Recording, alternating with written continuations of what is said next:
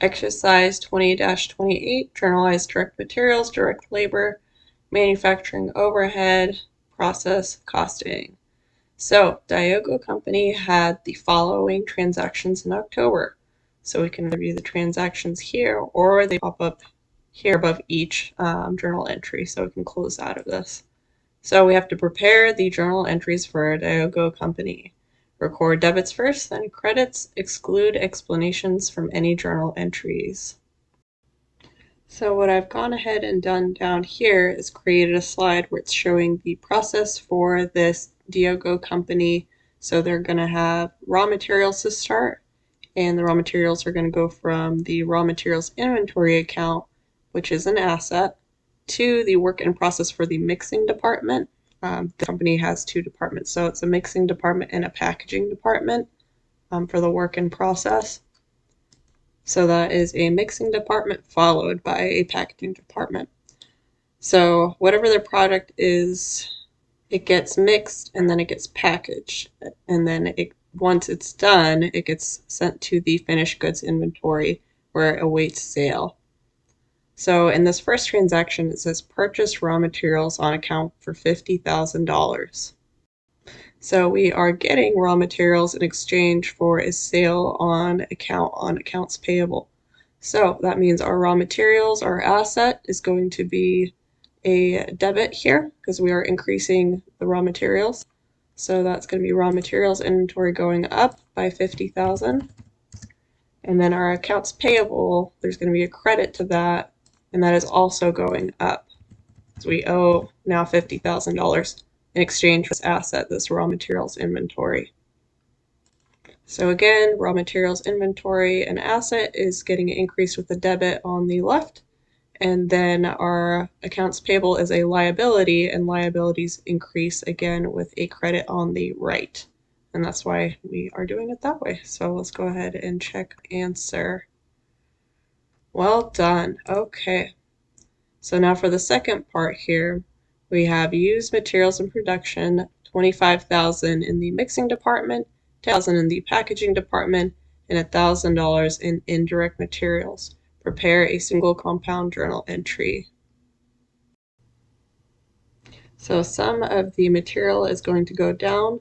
So that is going to mean our raw materials is going to be the credit account here at the bottom. But again, where are these materials going? Well, $25,000 is going into the mixing department. So the mixing department is going to be debiting work in process. So we have that work in process inventory mixing. That's where some of this is going. So that $25,000. And then the next part, $10,000 going into the packaging department. So we have packaging, work in process inventory packaging. That is $10,000. And then we have this $1,000 in indirect materials, which is manufacturing overhead. And how does manufacturing overhead increase? It increases with a debit.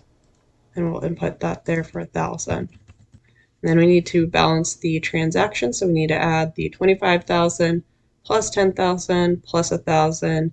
And that is going to give us a credit for raw materials inventory, since $36,000 in raw materials inventory is coming out into these accounts. Let's go ahead and check our answer. Fantastic. Okay. Now we're moving on to 3 here. Incurred labor costs of $10,000 in the mixing department, $7,500 in the packaging department, and $2,000 in indirect labor. Prepare a single compound journal entry. So when they're talking about this $10,000 in the mixing department, this labor, this is direct labor. So this is going to increase our work in process inventory mixing. So that means that's going to go up with a debit of $10,000. And then next up, we have direct labor here for that packaging department for $7,500. So again, it's going to be in process inventory packaging for $7,500. Increasing on the left side with a debit. And then we have $2,000 in indirect labor. And remember, indirect labor increases manufacturing overhead, until it's allocated later. So that we're going to put 1,000 in the manufacturing overhead account here. So increasing that for 2,000. And since we are incurring labor costs, we are not paying them out yet. So this is going to go into wages payable. So it's going to increase our liability account, wages payable, by the balance of these debits. So that is going to be 19,500. So let's go ahead and our answer. Nice work. Okay.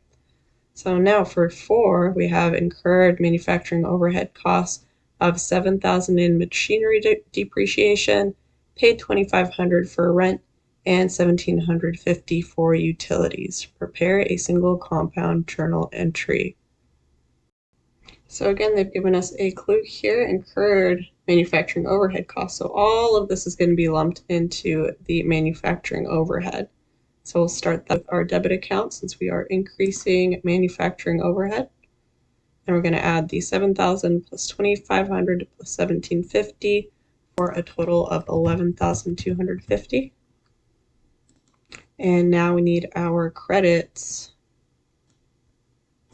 So we have this $7,000 in machinery depreciation, which means we're going to need accumulated depreciation to be credited for this depreciation, only the 7,000. And remember, since accumulated depreciation lowers assets, it's going on the right side and increasing with a credit. And this next part here, the keyword here is costs. We incurred these costs of the rent. We paid the 2,500 for rent and 1,750 for utilities.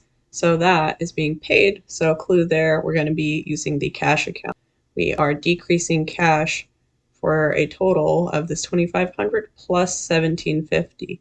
So that is going to give us 4,250. And let's go ahead and check answer. Nice work.